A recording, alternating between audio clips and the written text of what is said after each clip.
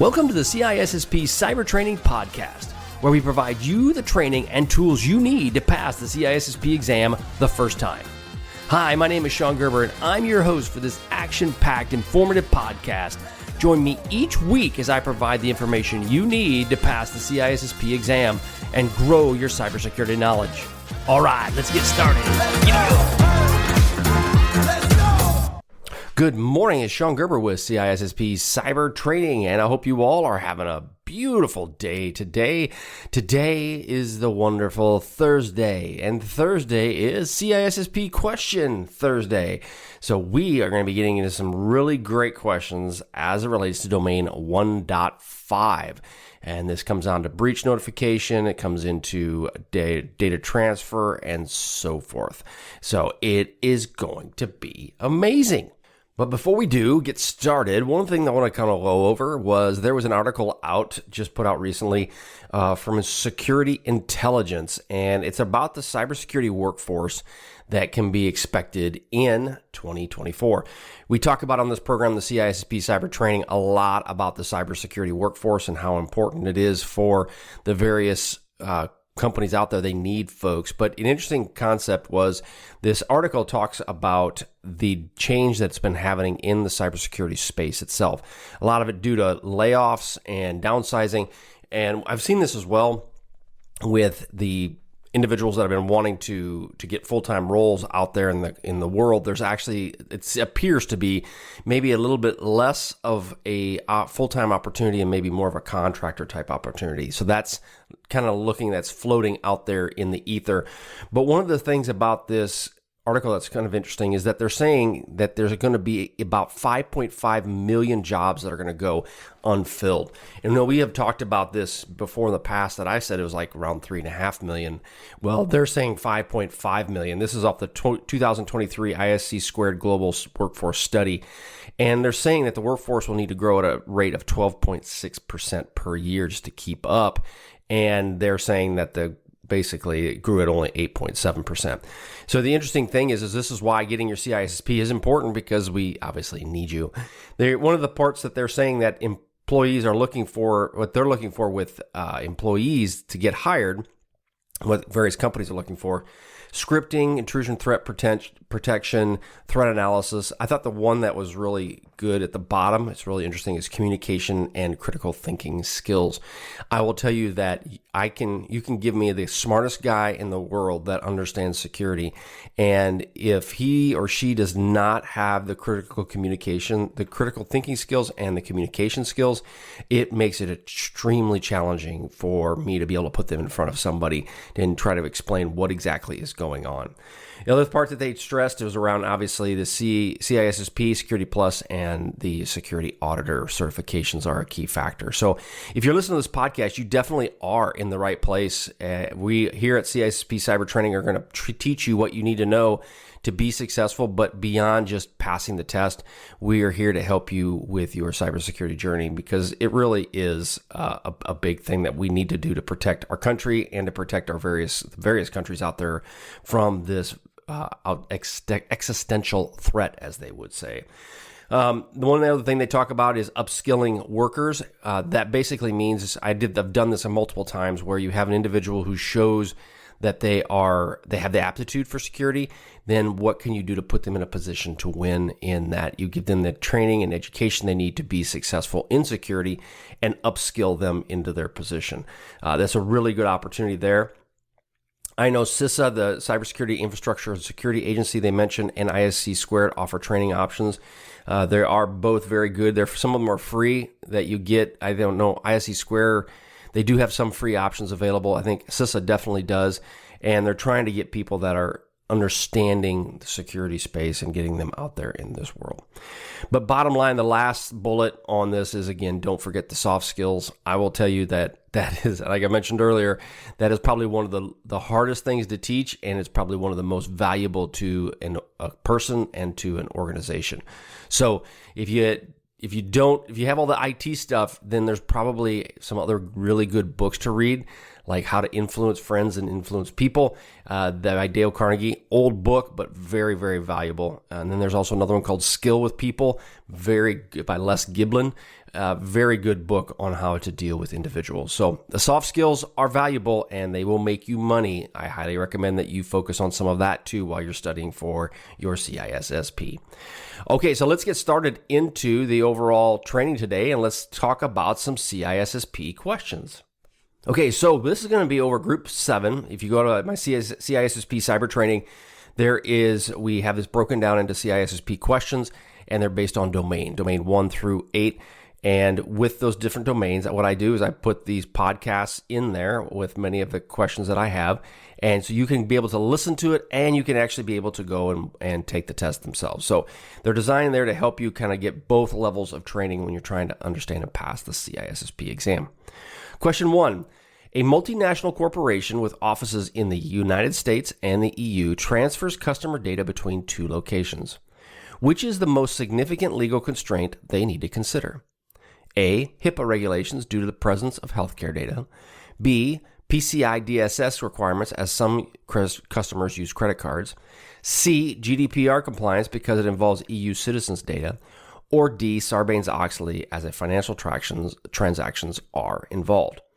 And the answer, well, let me come back to it real quick before I answer it. When it comes down to US and EU transfers, which is the most significant legal constraint they need to consider? And the answer is C. Obviously, you guys are all probably connected with GDPR. This does hold the highest potential for penalties, even though all of them may be impacted, and therefore it does concern EU citizens' data. Question number 2. Your company uses anonymization techniques to protect sensitive data during transborder data flows. However, a recent security audit revealed that attackers managed to re-identify individuals from the anonymized data. What most likely went wrong? Again, a company anonymizes your data, which is called out with GDPR, during this transborder data flow. However, a recent security audit reveals attackers managed to re-identify individuals from anonymized data, which most likely went wrong. A, insufficient level of anonymization. Basically, use K anonymity instead of I diversity. B is a lack of encryption for the data at rest. C, inadequate access controls for receiving the data. Or D, failure to monitor it for unauthorized data access attempts. Okay, so what basically happened? How did they re-identify the data? And it basically came down to A. That's what most likely went wrong. Insufficient level of anonymization. So when they didn't do that, they basically, when you don't have enough level of anonymity, they can reattach the anonymized data and then be able to connect the two.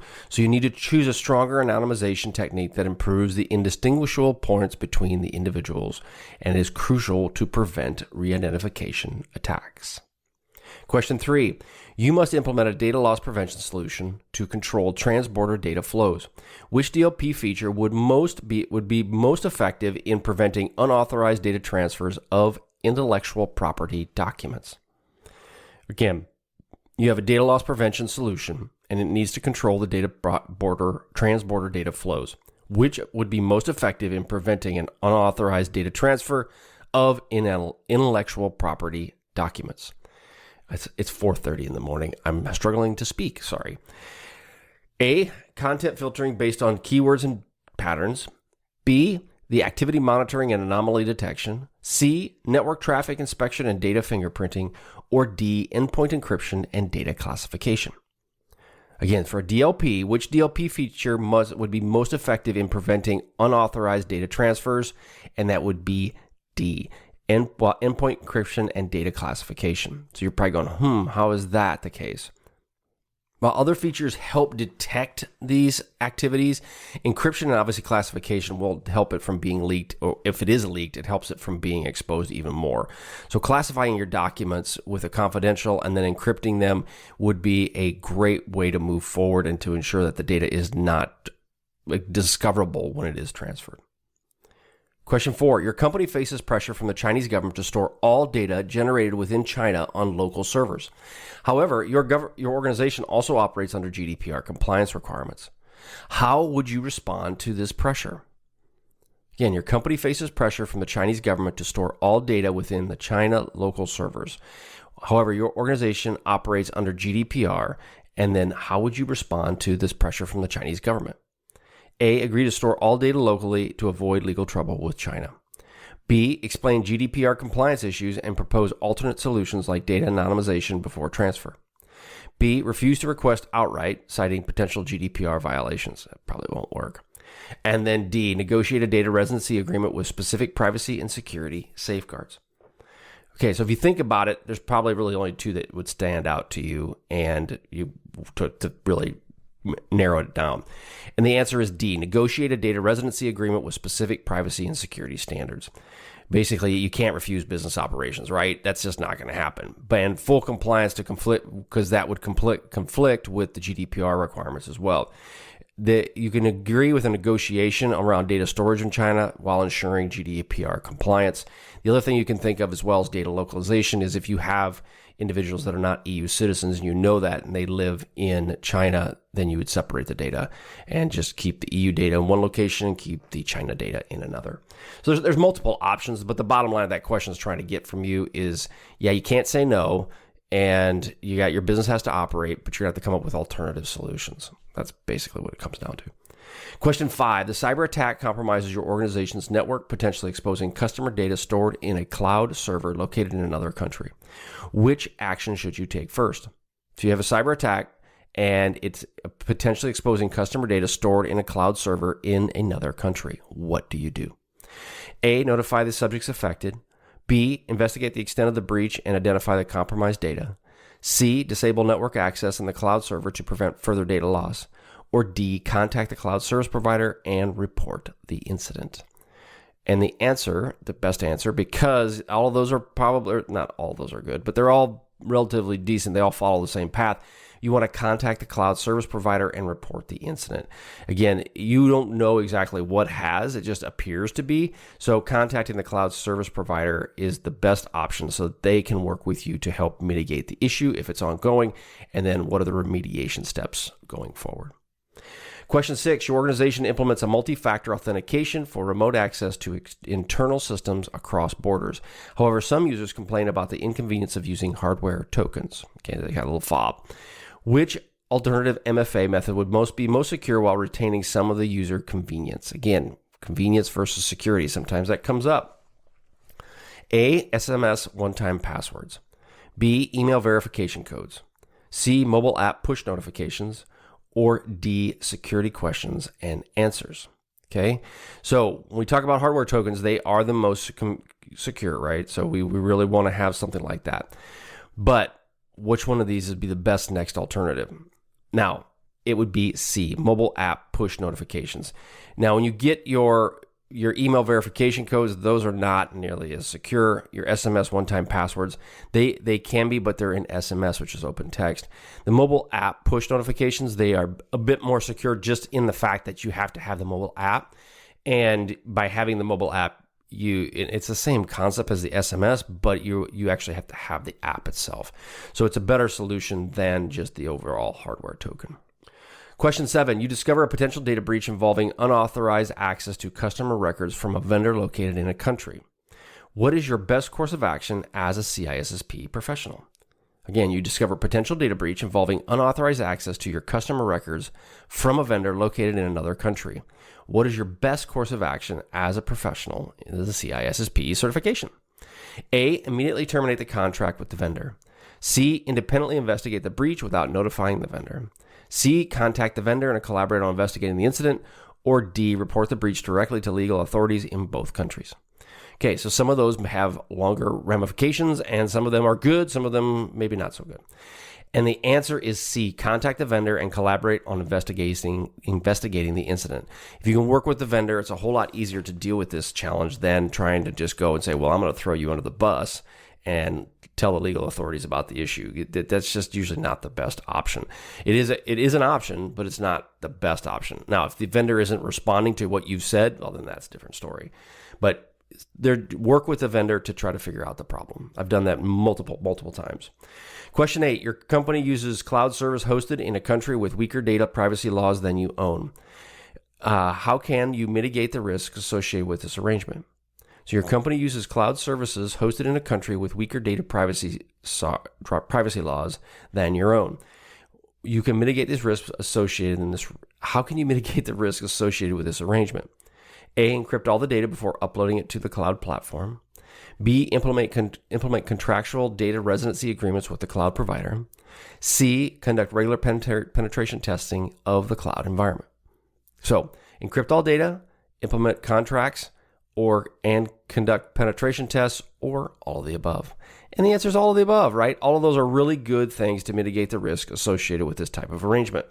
It's always good to do these things. Now, you just have to weigh out, is it worth spending the money? That's the question. And opportunity cost. Question 9, an employee working remotely in a different country reports receiving phishing emails targeting company credentials. What should be your immediate action as a security professional? Okay, so you have employees working remotely and they're receiving phishing emails targeting them with company credentials, targeting their company credentials. A, block the phishing domain. B, reset the employee's account credentials immediately. C, educate the employees on phish awareness and best practices. And then investigate the email source and determine the attack's nature. Okay, so A is block the domain. B is reset the employee's account. C, educate the employee on a phishing awareness. Or D, investigate the email source and determine the attack's nature. So all of those are good, right? They all have a place in this overall process, but the immediate action would be investigate the email source and determine the attack's nature. By doing that, you get a better understanding of what exactly is going on. It also can allow you to determine what are the best mechanisms to put in place to stop this attack. However, all of those are good. They all are valuable, but which one is the most immediate? And those are kind of questions you will see on the CISSP. Question 10, a government agency demands access to your company's customer data stored in a foreign country cloud server. What should you do before complying with this request? A, provide agency with full access to your data without delay. B, consult legal counsel and assess the compliance obligations. C, negotiate limitations on agency's access and data types. Or D, deny the request outright and cite data privacy regulations. All of those are good, right? They all have issues, but yeah, the one that's a big issue, obviously, when you start doing these things, you want to really make sure you focus on getting legal counsel and assess the compliance obligations. We've talked about this numerous times, especially when it comes to this stuff. You really got to have legal and compliance involved. Again, I'm not giving you legal counsel. I got in trouble from a lawyer friend of mine that made a comment that thought I was telling too much information on a podcast. And I'm like, no, I'm not, because I'm not a lawyer, and nor should you take any advice that I give you as legal advice. That would be really bad. If you did that, then you might be getting yourself in some serious trouble. And I don't want to be in trouble. So don't use my advice as legal advice. Question 11, your organization operates in multiple countries in varying cybersecurity maturity levels. How can you implement a consistent security posture across these diverse environments? A, enforce rigid, centralized security policies for all locations. B, develop a risk-based approach tailoring security controls to each region's needs. C, implement the highest security standards across all locations regardless of local vulnerabilities. Or D, focus on security awareness training and improve user security behavior in all regions. Okay, what do you want to do? There's a lot of words in this one, but you really, bottom line, when you're dealing with multiple countries, you want to develop a risk-based approach tailoring security controls that each region needs. Each region has its own separate needs, and you have various legal requirements in those regions, so you better make sure that you meet those needs specifically. Yeah, obviously, GDPR in China, two good examples of that. Question 12, you discover a vulnerability in a critical server software used by your global operations. However, patching the software immediately would most likely disrupt essential business functions in some of the regions. What is your most strategic course of action? Okay, you got security flaws and you need to patch them immediately, and you are in a global business. But what should you do first? A, deploy the patch immediately on all systems regardless of disruption. B, inform the affected regions and postpone patching until a convenient time for all. C, develop a mitigation strategy to temporarily address the vulnerability until patching is feasible. Or D, prioritize patching high-risk regions and implement temporary controls for others. Okay, again, what is the most strategic course of action? And you got a critical vulnerability. Prioritize the high-risk regions, right? You want to make sure you do that as best you can. And you want to have a sense of urgency around doing that. You can't do it all, and you definitely don't want to put it off. And you don't want to make sure it's convenient for everyone, because it's never going to be convenient for everyone. You just have to go do it. Question 13. A new international treaty imposes stricter data privacy regulations on your organization's cross-border data flows. How should you adapt your existing security framework to comply with these new regulations? Okay, so private data privacy regulations on cross-border data flows. What should you do? A, modify the data classification schema to align with the treaty's data categories. That would be not the best option. You could do it, but it wouldn't be best. B, update incident response procedures to include notification requirements under the treaty. C, conduct privacy assessments for data processing and activities involving cross-border data flows. Okay, so I said the first one wouldn't be the best. Why? Well, because your treaties may change. They may not have that level of detail. But when you listen to all three of those, you're going, they all are kind of good. What should I do? Oh, wait, there's one more answer. All of the above. That's when you would pick up on all of the above. So I don't automatically just go out and cross one off because it doesn't make a lot of sense or it may not be the best option, but all of the above would be valuable. When you try to tie something to a legal document now or to a treaty, there's nothing wrong with that, but things tend to change, especially legislation. So you'd want to try to understand the overall breadth of what the legislation is trying to accomplish. And if you can tie it to that legislation, that would be good. But if it gets really ambiguous, you may have to make a judgment call. If you do make a judgment call, you're going to want to make sure you document why you made that decision, because you will someday get on to a new job as the CISO of a large multinational that makes gazillions of dollars every day, and some poor person will come up behind you and go, what was this person thinking? So yes, make sure you document it all. Question 14, your organization plans to launch a new cloud-based service accessible from different countries. Which aspects of the CISSP domain should you prioritize during your security design phase? A, cryptography and access controls. B, security architecture and risk management. C, application security and business continuity to ensure that they're resilient. Or D, all of the above. Okay, which aspects of the CISSP domains should you prioritize during your security design phase? And when you're doing security design, you need to look at all of them. Yes, all of the above. So you need to consider a holistic approach when you're dealing with this. From cryptography to security architecture to down to application security needs to be a holistic approach to this process. Last question, the last melon. Question 15, you face criticism from colleagues claiming your focus on international legal and regulatory compliance slows down business expansion. Yeah, I hear that a lot. How would you defend your security approach and explain its long-term benefits? Okay, so you're claiming that international legal and regulatory compliance slows everything down. What should you do? A, emphasize the financial penalties and reputational damage from compliance. That's true. B, highlight the improved security posture and reduced attack services by adhering to regulations. That is true too. Showcase how proactive compliance can build trust with customers and regulatory agencies. Most definitely. And the answer, and then there's D, is all of the above. Yeah, imagine that. It's all of the above. So yes, there's all of the above ones are nice. They're not always that way, okay, on the test, but in this situation for CISSP cyber training, they are all of the above, at least in this specific situation. Again, that's the one thing is they're multifaceted benefits when you're dealing with compliance. Obviously, you want to avoid the penalties, you want to highlight the posture, and you want to build trust. Your job as a security professional is around influencing others to help you do your job. And you build trust by helping others get what they want, and you get what you want. So it works out well together.